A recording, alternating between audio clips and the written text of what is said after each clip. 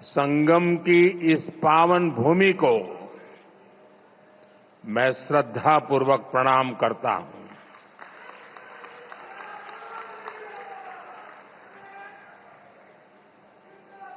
महाकुंभ में पधार रहे सभी साधु संतों को भी नमन करता हूं। महाकुंभ को सफल बनाने के लिए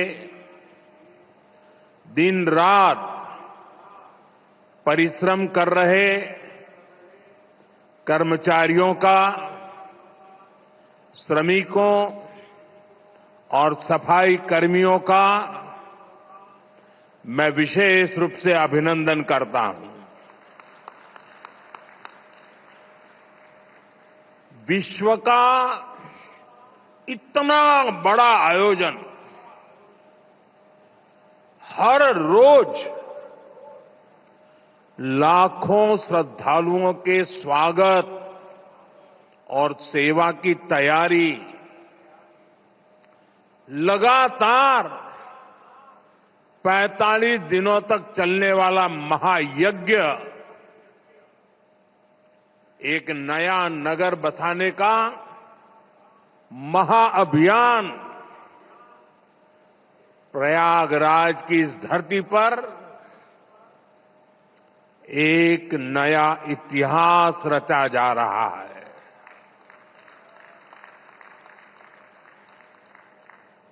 अगले साल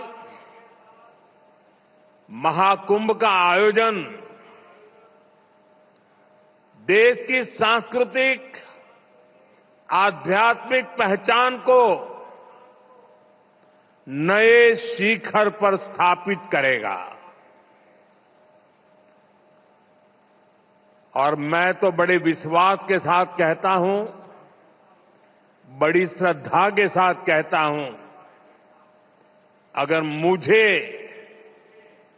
इस महाकुंभ का वर्णन एक वाक्य में करना हो तो मैं कहूंगा, ये एकता का ऐसा महायज्ञ होगा जिसकी चर्चा पूरी दुनिया में होगी।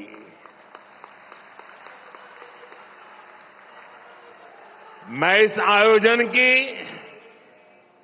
भव्य और दिव्य सफलता की आप सभी को शुभकामनाएं देता हूं। साथियों, हमारा भारत पवित्र स्थलों और तीर्थों का देश है। ये गंगा, यमुना, सरस्वती, कावेरी, नर्मदा जैसी अनगिनत पवित्र नदियों का देश है। इन नदियों के प्रवाह की जो पवित्रता है, इन अनेकानेक तीर्थों का जो महत्व है, जो महात्म्य है, उनका संगम, उनका समुच्चय, उनका योग, उनका संयोग, उनका प्रभाव, उनका प्रताप, ये प्रयाग है।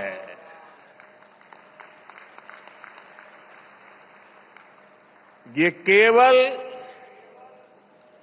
3 पवित्र नदियों का ही संगम नहीं है। प्रयाग के बारे में कहा गया है, माघ मकरगत रवि जब होई, तीरथ पति ही आव सब कोई। अर्थात जब सूर्य मकर में प्रवेश करते हैं, सभी दैवीय शक्तियां, सभी तीर्थ, सभी ऋषि, महर्षि, मनीषी प्रयाग में आ जाते हैं। ये वो स्थान है जिसके प्रभाव के बिना पुराण पूरे नहीं होते। प्रयागराज वो स्थान है जिसकी प्रशंसा वेद की ऋचाओं ने की है। भाइयों बहनों, प्रयाग वो है जहां पग पग पर पवित्र स्थान है, जहां पग पग पर पुण्य क्षेत्र है। त्रिवेणीम माधवम सोमम भरद्वाजम च वासुकिम वंदे अक्षयवटम शेषम प्रयागम तीर्थनायकम। अर्थात त्रिवेणी का त्रिकाल प्रभाव, वेणी माधव की महिमा, सोमेश्वर के आशीर्वाद, ऋषि भारद्वाज की तपोभूमि, नागराज वासुकी का विशेष स्थान, अक्षय वट की अमरता और शेष की अशेष कृपा, ये है हमारा तीर्थराज प्रयाग।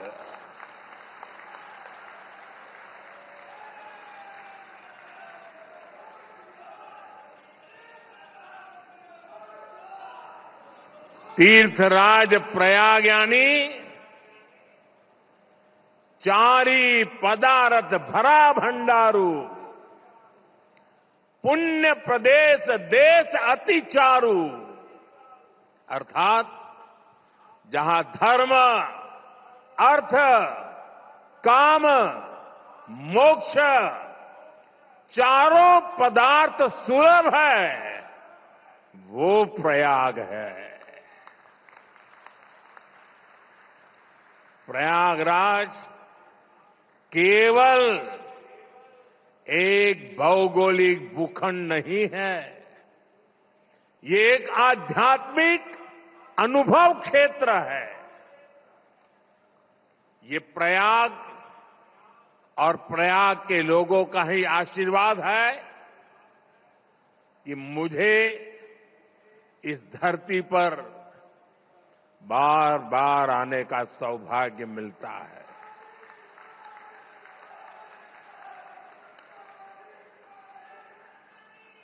पिछले कुंभ में भी मुझे संगम में स्नान करने का सौभाग्य मिला था और आज इस कुंभ के आरंभ से पहले मैं एक बार फिर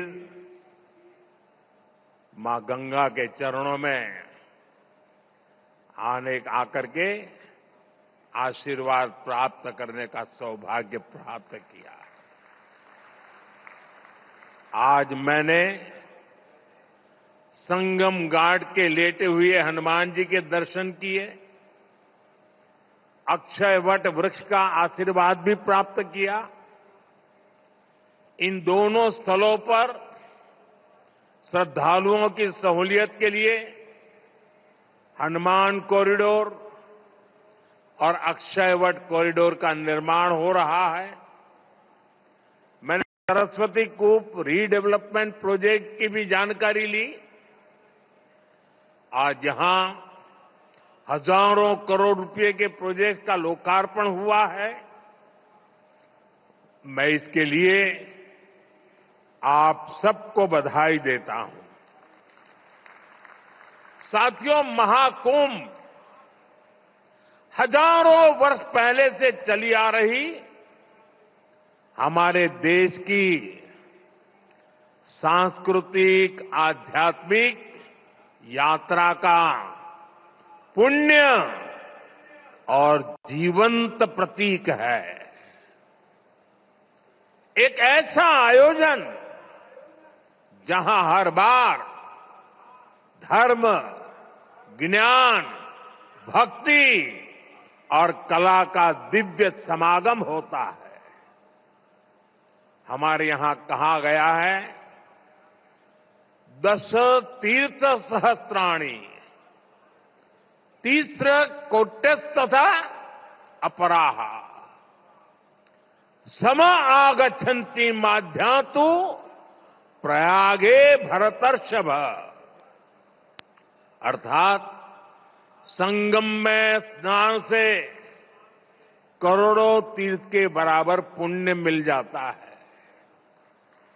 जो व्यक्ति प्रयाग में स्नान करता है वो हर पाप से मुक्त हो जाता है। राजा महाराजाओं का दौर हो या फिर सैकड़ों वर्षों की गुलामी का कालखंड, आस्था का ये प्रवाह कभी नहीं रुका। इसकी एक बड़ी वजह यह रही है कि कुंभ का कारक कोई बाह्य शक्ति नहीं है। किसी बाहरी व्यवस्था के बजाय कुंभ मनुष्य के अंतर मन की चेतना का नाम है। ये चेतना स्वतः जागृत होती है। यही चेतना भारत के कोने कोने से लोगों को संगम के तट तक खींच लाती है। गांव, कस्बों, शहरों से लोग प्रयागराज की ओर निकल पड़ते हैं। सामूहिकता की ऐसी शक्ति, ऐसा समागम शायद ही कहीं और देखने को मिले। यहां आकर संत, महंत, ऋषि, मुनि, ज्ञानी, विद्वान, सामान्य मानवी सब एक हो जाते हैं। सब एक साथ त्रिवेणी में डुबकी लगाते हैं।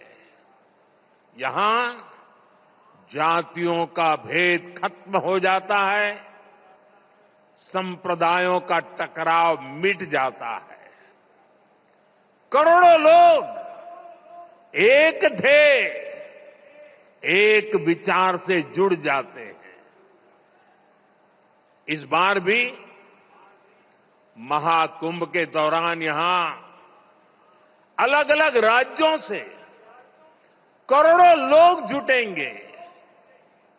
उनकी भाषा अलग होगी, जातियां अलग होगी, मान्यताएं अलग होगी, लेकिन संगम नगरी में आकर वो सब एक हो जाएंगे। और इसलिए मैं फिर एक बार कहता हूं, ये महाकुंभ एकता का महायज्ञ है, जिसमें हर तरह के भेदभाव की आहुति दी जाती है।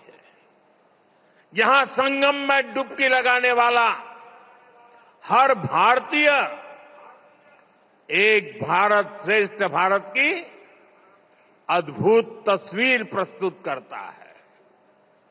साथियों, महाकुंभ की परंपरा का सबसे अहम पहलू ये है कि इस दौरान देश को दिशा मिलती है। कुंभ के दौरान संतों के वाद में, संवाद में, शास्त्रार्थ में, शास्त्रार्थ के अंदर देश के सामने मौजूद अहम विषयों पर, देश के सामने मौजूद चुनौतियों पर व्यापक चर्चा होती है। और फिर संत जन मिलकर राष्ट्र के विचारों को एक नई ऊर्जा देते थे, नई राह भी दिखाते थे। संत महात्माओं ने देश से जुड़े कई महत्वपूर्ण निर्णय कुंभ जैसे आयोजन स्थल पर ही लिए हैं। जब संचार के आधुनिक माध्यम नहीं थे, तब कुंभ जैसे आयोजनों ने बड़े सामाजिक परिवर्तनों का आधार तैयार किया था। कुंभ में संत और ज्ञानी लोग मिलकर समाज के सुख दुख की चर्चा करते थे, वर्तमान और भविष्य को लेकर चिंतन करते थे। आज भी कुंभ जैसे बड़े आयोजनों का महात्म्य वैसा ही है। ऐसे आयोजनों से देश के कोने कोने में समाज में सकारात्मक संदेश जाता है। राष्ट्र चिंतन की ये धारा निरंतर प्रवाहित होती है। इस आयोजन के नाम अलग अलग होते हैं, पड़ाव अलग अलग होते हैं, मार्ग अलग अलग होते हैं, लेकिन यात्री एक होते हैं, मकसद एक होता है। साथियों, कुंभ और धार्मिक यात्राओं का इतना महत्व होने के बावजूद पहले की सरकारों के समय इनके महात्म्य पर ध्यान नहीं दिया गया। श्रद्धालु ऐसे आयोजनों में कष्ट उठाते रहे, लेकिन तब की सरकारों को इससे कोई फर्क नहीं पड़ता था। इसकी वजह थी कि भारतीय संस्कृति से, भारत की आस्था से उनका लगाव नहीं था। लेकिन आज केंद्र और राज्य में भारत के प्रति आस्था, भारतीय संस्कृति को मान देने वाली सरकार है। इसलिए कुंभ में आने वाले श्रद्धालुओं के लिए सुविधाएं जुटाना डबल इंजन की सरकार अपना दायित्व समझती है। इसलिए यहां केंद्र और राज्य सरकार ने मिलकर हजारों करोड़ रुपए की योजनाएं शुरू की है। सरकार के अलग अलग विभाग जिस तरह महाकुंभ की तैयारियों को पूरा करने में जुटे हैं, वह बहुत ही सराहनीय है। देश दुनिया के किसी कोने से कुंभ तक पहुंचने में कोई दिक्कत न हो, इसके लिए यहां की कनेक्टिविटी पर विशेष फोकस किया गया है। अयोध्या, वाराणसी, रायबरेली, लखनऊ से प्रयागराज शहर की कनेक्टिविटी को बेहतर किया गया है। मैं जिस whole of the government approach की बात करता हूं, उन महाप्रयासों का महाकुंभ भी इस थली में नजर आता है। साथियों, हमारी सरकार ने विकास के साथ साथ विरासत को भी समृद्ध बनाने पर फोकस किया है। आज देश के कई हिस्सों में सर्किट विकसित किए जा रहे हैं। Ramayan circuit, Shri Krishna circuit, Buddhist circuit, Tirthankar circuit, इनके माध्यम से हम देश के उन स्थानों को महत्व दे रहे हैं जिन पर पहले फोकस नहीं था। स्वदेश दर्शन योजना हो, प्रसाद योजना हो, इनके माध्यम से तीर्थ स्थलों पर सुविधाओं का विस्तार किया जा रहा है। अयोध्या के भव्य राम मंदिर ने पूरे शहर को कैसे भव्य बना दिया है, हम सब इसके साक्षी हैं। विश्वनाथ धाम, महाकाल, महालोक, इसकी चर्चा आज पूरे विश्व में है। यहां अक्षय वट कॉरिडोर, हनुमान मंदिर कॉरिडोर, भारद्वाज ऋषि आश्रम कॉरिडोर में भी इसी विजन का प्रतिबिंब है। श्रद्धालुओं के लिए सरस्वती कूप, पातालपुरी, नागवासुकी, द्वादश माधव मंदिर का कायाकल्प किया जा रहा है। साथियों, हमारा ये प्रयागराज निषाद राज की भी भूमि है। भगवान राम के मर्यादा पुरुषोत्तम बनने की यात्रा में एक महत्वपूर्ण पड़ाव श्रृंगवेरपुर का भी है।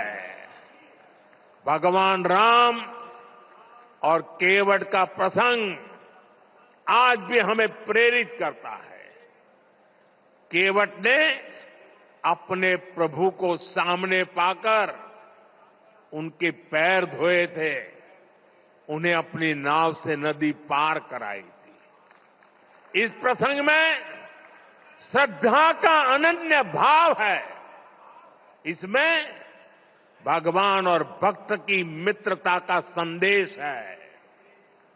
इस घटना का ये संदेश है कि भगवान भी अपने भक्त की मदद ले सकते हैं। प्रभु श्री राम और निषाद राज की इसी मित्रता के प्रतीक के रूप में श्रृंगवेरपुर धाम का विकास किया जा रहा है। भगवान राम और निषाद राज की प्रतिमा भी आने वाली पीढ़ियों को समता और समरसता का संदेश देती रहेगी। साथियों, कुंभ जैसे भव्य और दिव्य आयोजन को सफल बनाने में स्वच्छता की बहुत बड़ी भूमिका है।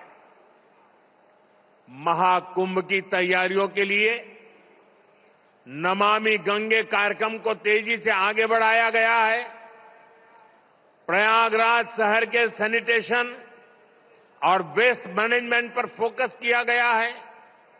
लोगों को जागरूक करने के लिए गंगा दूत, गंगा प्रहरी और गंगा मित्रों की नियुक्ति की गई है। इस बार कुंभ में 15,000 से ज्यादा मेरे सफाई कर्मी भाई बहन कुंभ की स्वच्छता को संभालने वाले हैं। मैं आज कुंभ की तैयारी में जुटे अपने सफाई कर्मी भाई बहनों का अग्रिम आभार भी व्यक्त करूंगा। करोड़ों लोग यहां पर जिस पवित्रता, स्वच्छता, आध्यात्मिकता के साक्षी बनेंगे, वो आपके योगदान से ही संभव होगा।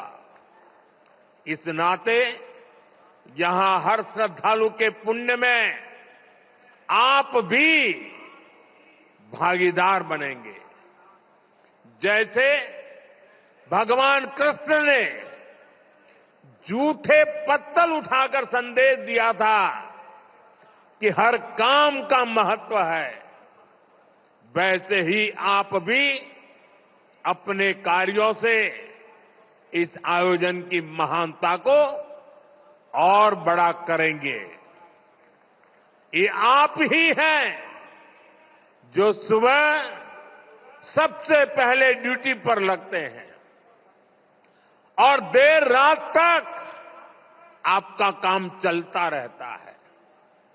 2019 में भी कुंभ आयोजन के समय यहां की स्वच्छता की बहुत प्रशंसा हुई थी। जो लोग हर 6 वर्ष पर कुंभ या महाकुंभ में स्नान के लिए आते हैं, उन्होंने पहली बार इतनी साफ सुंदर व्यवस्था देखी थी। इसलिए आपके पैर धुलकर मैंने अपनी कृतज्ञता दिखाई थी। हमारे स्वच्छता कर्मियों के पैर धोने से मुझे जो संतोष मिला था वो मेरे लिए जीवन भर का यादगार अनुभव बन गया है। साथियों, कुंभ से जुड़ा एक और पक्ष है जिसकी चर्चा उतनी नहीं हो पाती। ये पक्ष है कुंभ से आर्थिक गतिविधियों का विस्तार। हम सभी देख रहे हैं कैसे कुंभ से पहले इस क्षेत्र में आर्थिक गतिविधियों में तेजी आ रही है। लगभग 1.5 महीने तक संगम किनारे एक नया शहर बसा रहेगा, जहां हर रोज लाखों की संख्या में लोग आएंगे। पूरी व्यवस्था बनाए रखने के लिए प्रयागराज में बड़ी संख्या में लोगों की जरूरत पड़ेगी। 6,000 से ज्यादा हमारे नाविक साथी, हजारों दुकानदार साथी, पूजा पाठ और स्नान ध्यान कराने में मदद करने वाले सभी का काम बहुत बढ़ेगा। यानी यहां बड़ी संख्या में रोजगार के अवसर तैयार होंगे। आज मोबाइल फोन में यूजर फ्रेंडली एप्स हैं जिसे कम जानकार व्यक्ति भी उपयोग में ला सकता है। थोड़ी देर पहले अभी मैंने कुंभ सहायक चैटबॉट को लॉन्च किया है। पहली बार कुंभ आयोजन में एआई, आर्टिफिशियल इंटेलिजेंस और चैटबॉट का प्रयोग होगा। एआई चैटबॉट 11 भारतीय भाषाओं में संवाद करने में सक्षम है। मेरा ये भी सुझाव है कि डेटा और टेक्नोलॉजी के इस संगम से ज्यादा लोगों को जोड़ा जाए। जैसे महाकुंभ से जुड़ी फोटोग्राफी कंपटीशन का आयोजन किया जा सकता है। महाकुंभ को एकता के महायज्ञ के रूप में दिखाने वाली फोटोग्राफी की प्रतियोगिता रखी जा सकते हैं। इस पहल से युवाओं में कुंभ का आकर्षण बढ़ेगा। कुंभ में आने वाले ज्यादातर श्रद्धालु इसमें हिस्सा लेंगे। जब ये तस्वीरें सोशल मीडिया पर पहुंचेगी तो कितना बड़ा कैनवास तैयार होगा, इसकी कल्पना नहीं कर सकते। इसमें कितने रंग, कितनी भावनाएं मिलेगी, ये गिन पाना मुश्किल होगा। आप आध्यात्म और प्रकृति से जुड़ी किसी प्रतियोगिता का आयोजन भी कर सकते हैं। साथियों, आज देश एक साथ विकसित भारत के संकल्प की तरफ तेजी से बढ़ रहा है।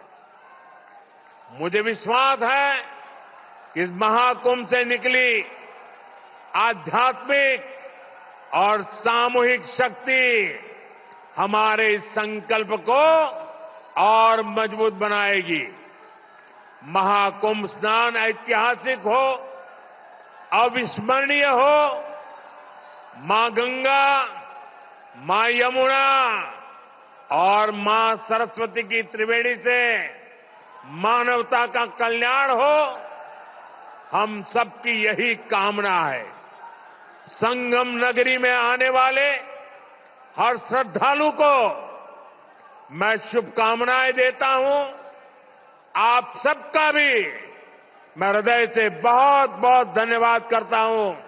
मेरे साथ बोलिए, भारत माता की, भारत माता की, भारत माता की, गंगा माता की, गंगा माता की, गंगा माता की। बहुत बहुत धन्यवाद।